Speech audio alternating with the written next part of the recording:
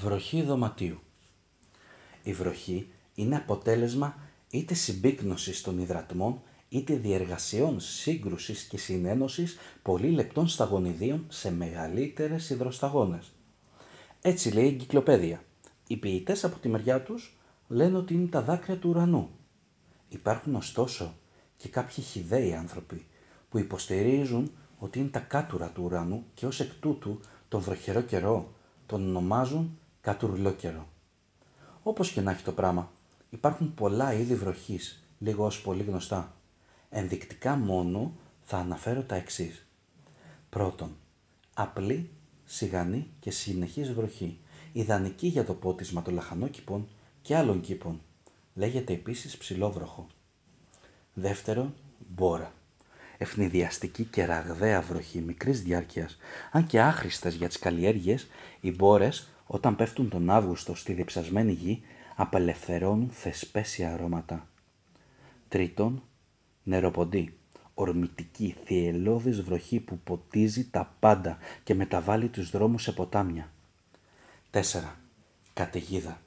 Σφοδρή βροχή. Συνδυασμένη με βροντές, με κεραυνούς, αστραπές που αναβοσβήνουνε σαν φλάς φωτογραφικής μηχανής. Λες και ο Θεός φωτογραφίζει τη δημιουργία του. Υπάρχει ωστόσο και μία πολύ λιγότερο γνωστή βροχή. Η βροχή δωματίου. Πρόκειται για μία πολύ ευαίσθητη βροχή και εντελώς εξημερωμένη, οικόσιτη θα έλεγα. Έξω στην ύπαιθρο κρυώνει, γι' αυτό από τη στέγη μου τρυπώνει μέσα στο σπίτι μου, μέσα στη ζωή μου. Κάθε φθινόπωρο, κάθε χειμώνα, την καρτερώ ανυπόμονα, απλώνοντας παντού βάζα, λεκάνες, κατσαρόλες και κουβάδες για την υποδοχή της.